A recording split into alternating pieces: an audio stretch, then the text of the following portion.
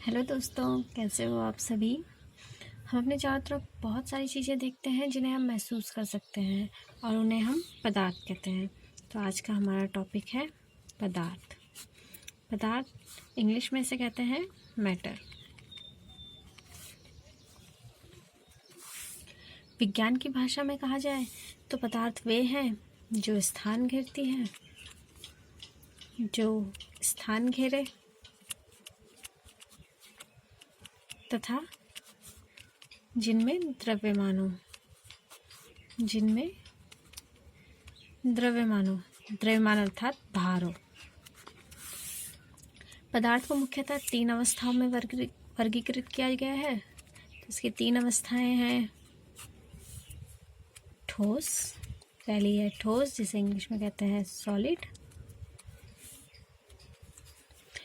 दूसरी है द्रव जिसे इंग्लिश में कहते हैं लिक्विड। और तीसरी है गैस जिसे इंग्लिश में गैस ही कहा जाता है। तो आइए जानते हैं इनके बारे में। ठोस वे हैं जिनका आकार व आयतन दोनों निश्चित होता है। जैसे अगर मैं बात करूं ईंट इसका एक उदाहरण है ठोस का। अगर मैं ईंट लूं तो ईंट का जो आकार है उसे मैं किसी भी बर्तन में रख दूं, किसी भी मेज के ऊपर रख दूं तो वो अपना आकार नहीं बदलेगा, ना ही उसका आयतन बदलेगा। वो जिसका भार जितना होगा वो उतना ही रहेगा। अब बात करते हैं द्रव की। द्रव का आयतन तो निश्चित होता है, इसका आयतन तो निश्चित है परंतु आकार अनिश्चित होता है। इसका आकार अनिश्चित होता है। मान लो मैं लेती हूँ 5 लीटर पानी ले लूँ। अगर मैं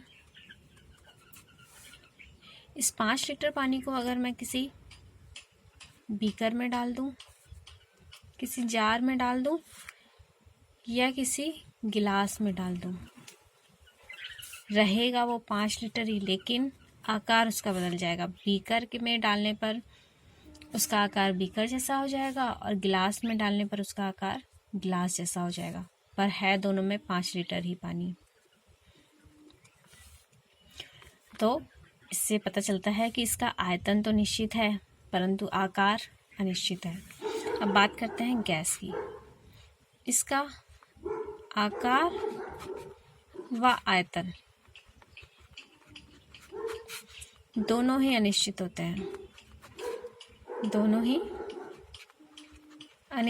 हैं, अर्थात अगर मैं गैस को एक बीकर में बंद कर दूं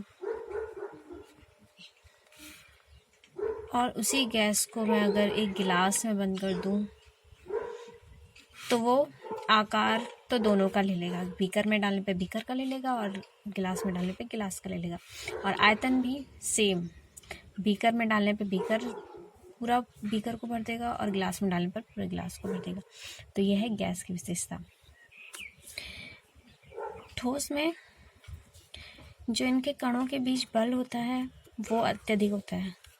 कणों में जो आकर्षण बल होता है वो अत्यधिक होता है,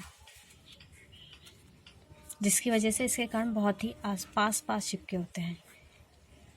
ये मान लो कोई ठोस है तो इसके ये कण बहुत ही पास चिपके होंगे। बात करते हैं द्रव की। तो द्रव के कणों में जो आकर्षण बल होता है वो ठोस की अपेक्षा कम होता है।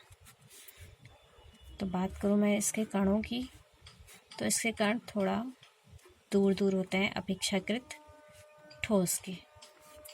अब बात करती हूँ मैं गैस की।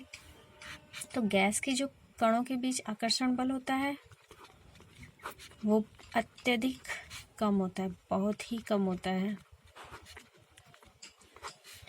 अगर मैं गैस के कणों की बात करूं तो इसके कण बहुत ही दूर अपेक्षाकृत बहुत ही दूर पाए जाएंगे। तो ये थे ठोस, द्रव और गैस के गुण।